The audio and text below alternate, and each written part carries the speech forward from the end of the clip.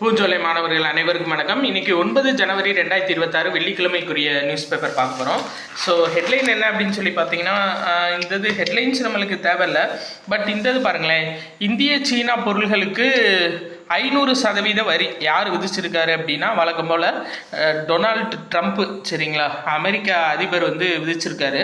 காரணம் என்ன அப்படின்னா, ரஷ்யா பொருளாதார தடை சட்டம் 2025 அப்படின்ற பேரில் ஒரு மசோதாவை நிறைவேற்றியிருக்காங்க.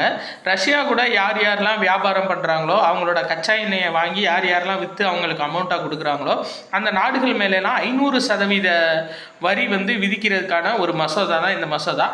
அந்த மசோதா படி இந்திய சீனா பொருள்களுக்கு 500% வரி விதிக்க போகிறதா சொல்லியிருக்காரு. ப்ளஸ் அது போக இந்தியா பிரான்ஸ் தலைமையிலான சர்வதேச சூரிய சக்தி கூட்டமைப்பு, ஐநா அமைப்பு, இந்த மாதிரி அமைப்பில் 66 சர்வதேச அமைப்புலேருந்து ஆட்டோமேட்டிக்காக அமெரிக்கா விளையிடுச்சு. அப்படின்னா ஃபுல் அண்ட் ஃபுல் இனி அவங்க எடுக்கிற முடிவு தான் அப்படின்னு சொல்லிட்டு, ஆக்சுவலாக நம்மளை மிரட்டுறதுக்காண்டி இந்த வரி போட்டிருக்காரு. ஆனால் இது அவங்க நாட்டுக்கே மிகப்பெரிய பாதிப்பு. நான் ஏற்கனவே சொன்ன மாதிரி தான், இது அவங்க நாட்டிலே மிகப்பெரிய எதிர்ப்பு வரும் பாருங்கள். ஏன்னா இந்திய சீன பொருட்கள் தான் அவங்க மேக்ஸிமம் யூஸ் பண்ணிகிட்டு இருக்காங்க. அதோட ரேட் இன்க்ரீஸ் ஆகும்போது அவங்களுக்கு ப்ரொடக்ஷன் கிடையாது, அந்த நாட்டில் ப்ரொடக்ஷன் கிடையாது. பட் பர்ச்சேஸ் பவர் பேரிட்டி தான் அதிகம், வாங்கும் சக்தி சமநிலைன்னு சொல்லுவாங்க, பிபிபி, சரிங்களா. மக்கள் அதிகமாக பொருளாதாரம் சிறந்த பொருளாதாரமாக இருக்கிறதுனால அதிகமான பொருட்களை அந்த மக்கள் வாங்கி குமிக்கிறாங்க, வேற ஒன்றும் கிடையாது. அதனால தான் பொருள் வியாபாரம் ஆகலை. சரி, பார்க்கலாம் என்னன்னு பார்க்கலாம். இவர் ஆக்சுவலாக பக்கா பிஸ்னஸ் மைண்டாக தான் ஒரு நாட்டையே யோசிக்கிறாரே ஒழிய அவரோட மக்கள் சார்ந்து யோசிக்கல. பிஸ்னஸ் மேனை தேர்ந்தெடுத்ததுக்கான ஒரு ரிஃப்ளெக்ஷன் தான் அமெரிக்கா இப்போ அவங்களுக்கே வாங்கிட்டு இருக்காங்க. சரி, ரைட், ஓகே, அடுத்தது பார்க்கலாம்.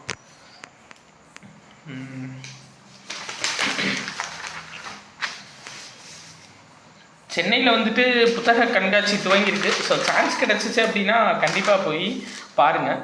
இந்த ரொம்ப முக்கியம். தகவல் தொழில்நுட்பவியல் எண்ம சேவை துறை சார்பாக 2026ஆம் ஆண்டு தகவல் தொழில்நுட்ப உச்சி மாநாடு சென்னை வர்த்தக மையத்தில் நடந்திருக்கு, சரிங்களா. அப்போ தகவல் தொழில்நுட்ப உச்சி மாநாடு நடைபெற்ற இடம் எது அப்படின்னா சென்னை, சரிங்களா. எந்தெந்த டிபார்ட்மெண்ட் நடத்தியிருக்காங்கன்னா, தகவல் தொழில்நுட்பவியல் எண்ம சேவை துறை நிறுவனம் தான் நடத்தியிருக்காங்க 2026. இதில் இந்த இன்ஃபர்மேஷன் முக்கியமானது. தமிழ்நாட்டில் இருக்க 38 மாவட்டங்களில் 32 மாவட்டங்கள்ல இருந்து சாஃப்ட்வேர் ஏற்றுமதி நடைபெறுது, சரிங்களா. ஏன்னா ஃபுல் அண்ட் ஃபுல் நிறையா சாஃப்ட்வேர் கம்பெனிஸ் நம்ம தமிழ்நாட்டில் இருக்குது. ஸோ 38 மாவட்டங்களில் 32 மாவட்டங்கள்லேருந்து மென்பொருள் ஏற்றுமதி நடைபெற்றுருக்கு தமிழ்நாட்டில். இதை ஞாபகம் வச்சுக்கோங்க. அடிக்கடி நியூஸ் பேப்பரில் வருது. ஒரு மிகச்சிறந்த முன்னெடுப்பு தமிழ்நாடு சுகாதாரத்துறை சார்பாக. கண்டிப்பாக அதை நீங்கள் ஞாபகம் வச்சுக்கணும். என்ன அப்படின்னா HPV, ஹியூமன் பாப்பிலோமா வைரஸ், அதாவது கருப்பை வாய் புற்றுநோய். இதான் அந்த நோய், சரிங்களா. ஆக்சுவலாக என்ன அப்படின்னா, இந்த குழந்தைகளுக்கு 9 வயது முதல் 14 வயது உள்ள குழந்தைகள் அதிகமாக இதில் பாதிக்கப்படுறாங்க. அவங்களுக்கு இந்த கருப்பை வாய் புற்றுநோய் தடுக்கிறதுக்காக இலவசமாக தடுப்பூசி கூடிய விரைவில் தொடங்க இருக்காங்க, சரிங்களா. அது ரொம்ப முக்கியம். ஸோ வளரிளம் பெண் குழந்தைகளுக்கு கருப்பை வாய் புற்றுநோய் தடுப்பூசி HPV, ஹியூமன் பாப்பிலோமா வைரஸ், ஞாபகம் வச்சுக்கோங்க. தமிழ்நாட்டிலேயே தர்மபுரி, பெரம்பலூர், இது 2 தான் கருப்பை வாய் புற்றுநோயில் அதிகமாக காணப்படக்கூடிய மாவட்டங்கள். ஸோ கூடிய விரைவில் இதுக்காக 38 கோடி ரூபாயை தமிழ்நாடு அரசு ஒதுக்கீடு பண்ணியிருக்காங்க. கூடிய விரைவில் இந்த HPV வைரஸ், இந்த HPV புற்றுநோய் தடுப்பூசி, சரிங்களா, கூடிய விரைவில் குழந்தைகளுக்காக கொடுக்க இருக்காங்க, 9 முதல் 14 வயது வரை. அதை ஞாபகம் வச்சுக்கோங்க. அடுத்து இந்த சோம்நாத் கோவில் அடிக்கடி வருது, நம்ம பார்த்தோம், குஜராத்தில் இருக்குது. 1000 ஆண்டுகால மீட்சியை குறிக்கும் வகைன்னு கொடுத்துருக்காங்க. அது என்ன அப்படின்னா, 1026 கஜினி முகமது இந்த கோயிலில் படையெடுத்து அதிகமான பொருட்களை கொண்டு போய் அவங்க நாட்டுக்கு எடுத்துகிட்டு போயிருப்பார். ப்ளஸ் முகலாயர்களோட இதுவும் நடந்திருக்கும் இதில். அதை 1000 ஆண்டுகள் ஆயிருக்கு, சரிங்களா. அந்த கஜினி முகமது படையெடுப்பு 1000 ஆண்டுகள் ஆயிருக்கு. அதை தாண்டியும் இந்த சோம்நாத் கோயில் கம்பீரமாக நிற்கிது அப்படின்றத கொண்டாடுற வகையில் 4 நாள் சோம்நாத் சுவாபிமான் பர்வு அப்படின்னா என்னன்னா சுயமரியாதை திருவிழாவாம்பா, சரிங்களா. சோம்நாத் சுவாமிபான் பர்வு அப்படின்னு நடக்க போகுது. நீங்கள் ஞாபகம் வச்சுக்கோங்க. சோம்நாத் கோயில் எங்கே இருக்குன்னு கேட்பாங்க குஜராத்தில். இந்த விழா என்ன விழா, எங்கே நடந்துச்சு அப்படின்னு கேட்பாங்க. இது ஏதாச்சும் கேட்கலாம், நீங்கள் ஞாபகம் வச்சுக்கோங்க.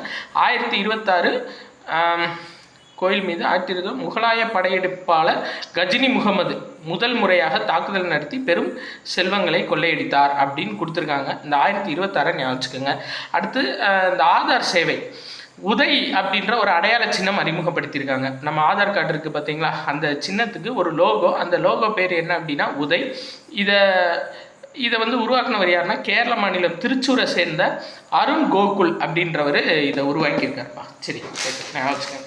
எப்படி இந்திய ரூபாய்க்கான குறியீடு தமிழ்நாட்டில் உதயகுமார்ன்றவர் உருவாக்குனாரோ அதே மாதிரி இந்த உதை அப்படின்ற லோகோ வந்துட்டு கேரள மாநிலம் திருச்சூரை சேர்ந்த அருண் கோகுல் அப்படின்றவர் தான் இதை உருவாக்கியிருக்காரு. சரி ரைட், அடுத்தது பார்க்கலாம். இதில் ஃபுல்லாக முடிஞ்சதுக்கப்புறம் நம்ம பார்த்துக்குவோம் கேலோ இந்தியா. இந்த இது முக்கியமானதாக தோணுச்சு. என்ன அப்படின்னா இந்த ஜீவன் உற்சவ் அப்படின்ற ஒற்றை பிரீமியத்தை எல்ஐசி அறிமுகம் செஞ்சுருக்காங்க. அதாவது ஒரு தடவை கட்டிட்டா போதும், நம்ம லைஃப் ஃபுல்லாக இன்சூரன்ஸ் கொடுக்கக்கூடிய ப்ரீமியம் தான் இந்த ஜீவன் உற்சவ். ஞாபகம் வச்சுக்கோங்க. 30 நாள் குழந்தைகளிலிருந்து 65 வயதானவர்கள் வரை இத்திட்டத்தில் காப்பீடு பெற தகுதியுடையவர்கள் அப்படின்னு சொல்லியிருக்காங்க. பிறந்த 30 நாள் குழந்தையிலேருந்து இந்த காப்பீட்டில் சேரலாம். 65 வயசு வரையும் இந்த காப்பீட்டு செல்லும்னு சொல்லியிருக்காங்க. ஸோ அது பேர் என்ன அப்படின்னா ஜீவன் உற்சவ்.